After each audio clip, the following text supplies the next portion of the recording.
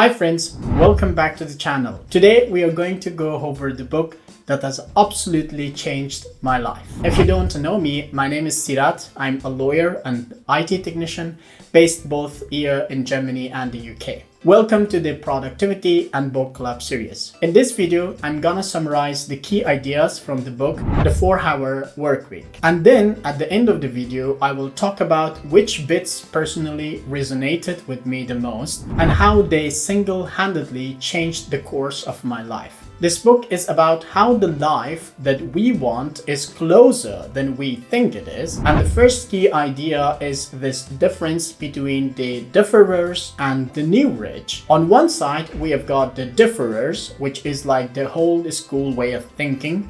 And these are the people who sacrifice their lives to the idea of retirement.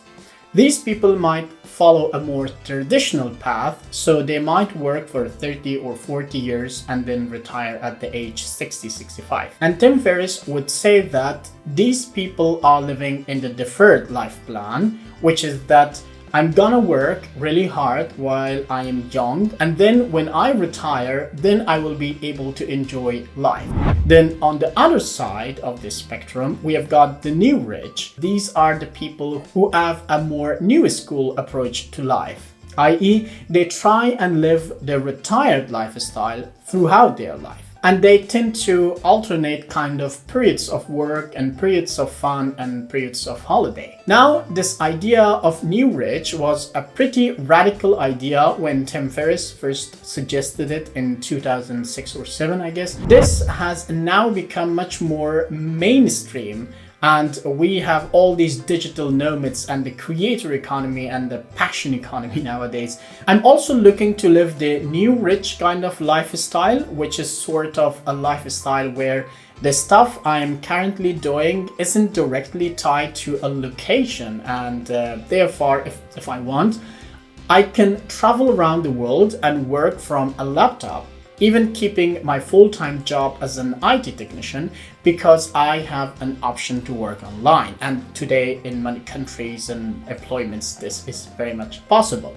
And these days, there is like hundreds of thousands, if not millions of people doing it around the world, especially with the whole remote working thing that is being accelerated thanks to the pandemic. Anyways, there is 8 simple rules that Tim Ferriss says that you want to follow to be part of the new rich. And those are as follows. Number 1, interest and energy are cyclical. For example, we should be trying to alternate between periods of work and periods of rest. And we want to try and distribute these mini retirements throughout our life rather than working really hard for 40 years and then saving retirement up until when we are 60, 65, when we are too old to enjoy life. Rule number 2, less is not laziness. And the idea here is that we want to be able to leverage our time so that we can get like accelerated results with only a small amount of time actually put in. Rule number 3, the timing is never right.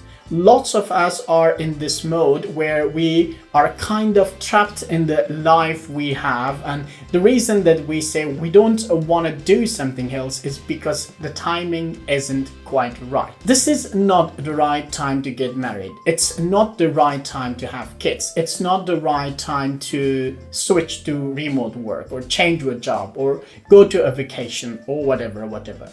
Tim Ferriss is basically saying in the book, the timing is never ever gonna be right, and you just have to do the thing and figure the rest out along the way. And there's a nice quote where he says that waiting for someday will take your dreams to the grave. Rule number 4 is seek forgiveness rather than permission.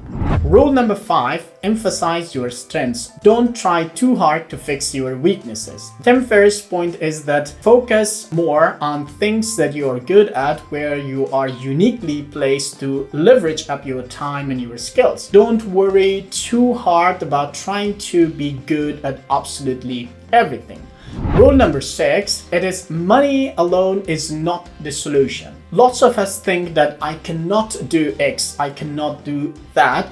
because I don't have the money. And the whole point of this book is that the reason that we want to be rich generally is because it is not because of the money itself. It's because we want the rich lifestyle that people have, where it's like, hey, I can like travel around the world, live a better and healthier life, do this and do that, do X and do Y.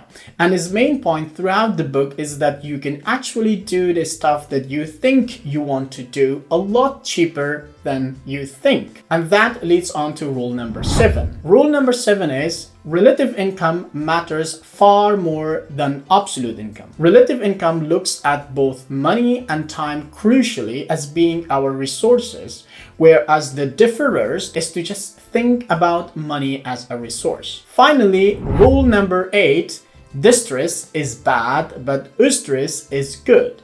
Distress is a type of harmful stress that over a long amount of time makes us weaker, whereas eustress is that kind of stretch zone where we are just stepping outside our comfort zone, but things are not like full on panic mode.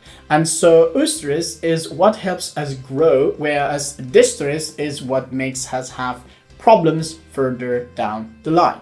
So that is sort of the first key idea of the book. These are the 8 rules for joining the new rich, or the new school way of approaching life. And then for the rest of the book, it talks about the 4-part method for getting to this point where you are part of the new rich, and that follows the acronym DEAL, or DEAL. Now let's start with D. D stands for define. The idea here is that if you want to be part of the new rich, it's worth defining your fears, also defining your dreams, defining what you actually want to get out of life. Firstly, Tim Ferriss talks about the idea of mitigating fear. And he says that most of us would rather be unhappy than uncertain. Like, we are so scared of the unknown, we are so scared of leaving our job or trying out this new thing, or even if we are unhappy where we are right now, we prefer the certainty of being unhappy rather than the certainty of trying out something new. Tim Ferriss says that if you want to be part of the new rich, then you want to flip this and instead choose uncertainty over unhappiness. Like, I would rather be uncertain than unhappy. He has got this list of 6 questions that is useful for us to ask. Now, whenever I find myself not doing something because I'm scared, I do kind of run mentally through those 6 questions, and then I realize whether I'm just too much of a scared cat, or do I really just need to do that thing. Those questions are: first, what are the things you are not doing because you're scared? Secondly, what are you missing out on by not doing those things? Why aren't you doing those things? What is the absolute worst case scenario? If the worst happened, how would you fix it? And if you want to go back to how everything was before you made a change, how would you do it? And these are the thoughts that went through my mind when I got approached by a friend and a colleague asking if I would be interested to work as an IT technician. Because I do have a bachelor in IT before my law bachelor, and I also had a few years of experience before and during my law degree. I was very scared. I was like, oh my God, all my working experiences are old and from many years ago. The technology has changed, but I haven't updated myself very much. And what if I could not be able to do my assignments, my tasks perfectly? How am I qualified to work here in the IT field in Europe?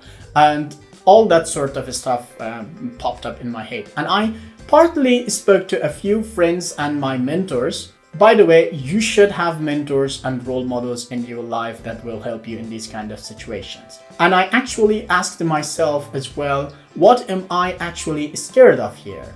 What's the worst case scenario? The worst case scenario is that I work for a period of few months. Of course, probationary period. If I'm not able to do my assignments, my contract will be ended quicker. And I learn along the way what things are, what are the new things that today it's common in IT that I don't know, so that I know, and yeah, I should improve in those fields that I don't know. Only if I like to work in this field, maybe during the probationary period or after that, if I'm interested to work, why not I work? Is that the end of the world? No. Will I regret not doing this when I'm older? Probably. May it open doors of new opportunities for me, specifically in the IT field? Maybe, and probably yes. Therefore, I should accept this offer and start to work in the IT field here in Germany. And it was kind of the thought process that made me interested in this idea of returning to IT field. So if you want to follow along employment in the IT field's journey, and if you are interested in IT and work in IT field here in Europe, there's a link to my IT field or IT stuff technology YouTube channel below, which is where every few weeks I will upload a video or two about education, life, career, employment, IT trainings and scholarships and etc. concentrated here in Germany. Once we have defined our fears, the next step is to define our ambiguous goals. A mental model that I still use to this day, having read this like 8 years ago, is that instead of thinking what will make us happy, we should be thinking about what would make us excited. Because it's quite hard to think about what makes us happy. Like, I'm quite happy doing what I'm doing right now. Working full-time in IT, working part-time in legal field, sitting at home on weekends, making videos and working on my online business. I wouldn't say I'm particularly excited by it, but if I'm going by this barometer of excitement, that encourages me to take more risks and do more risky things that will probably lead to more interesting things happening further down the line in my life. So optimizing for excitement rather than just happiness. And he has got a simple exercise here that you guys might like to try it out. And he says, you want to list 5 things that you want to have, 5 things that you want to do, and 5 things that you want to be. And that generates 15 dreams for us. Now, from those 15 dreams, we want to choose the top 4, and then we want to come up with 3 action items for each of these dreams. And crucially, we want to do the first action right now. Now the process is what I adapted for my next year's goals setting, where I defined that next year I want to learn German, get a couple of IT certifications, write more research papers, and etc. What are the actionable steps I can take right now? Well, I can practice writing articles every day, atomic habits. I can get a German language teacher. I can sign up for those online courses to learn IT or German as well. And now I have actually started learning IT and German already, and I have definitely noticed on improvements, and it's really fun being able to speak German. And the final part of his process here is quite important, because he says we should do the first action right now. And I think that is one area in which like New Year's resolutions and this sort of stuff generally falls flat, because it's very easy to set goals. We all do it. I do it every year at the end of the year. But if we force ourselves to take the first action right now at this moment, as soon as we set the goal, it really accelerates our progress. And there is a nice quote from the book here. Ferriss says that for all of the most important things, the timing always sucks. The stars will never align, and the traffic lights of life will never all be green at the same time. The universe doesn't conspire against you, but it doesn't go out of its way to line up all the pins either. Conditions are never perfect. Someday is a disease that will take your dreams to the grave with you. If it's important to you and you want to do it eventually, just do it and correct course along the way. Before I continue, there are 2 things I want to talk about. First, I want to know in the comments down below, What is the book that has changed your life and you recommend for people in general? Please write it down in the comments below. If it's new, I will read and make a video about it and let you guys know. Second, if you came this far and watched up to here, thank you very much for your time. Please hit the like and the subscribe buttons for the algorithms to do the magic for my channel. This was the first part because I wanted to keep short and sweet, and I continue with the rest of it in the second part.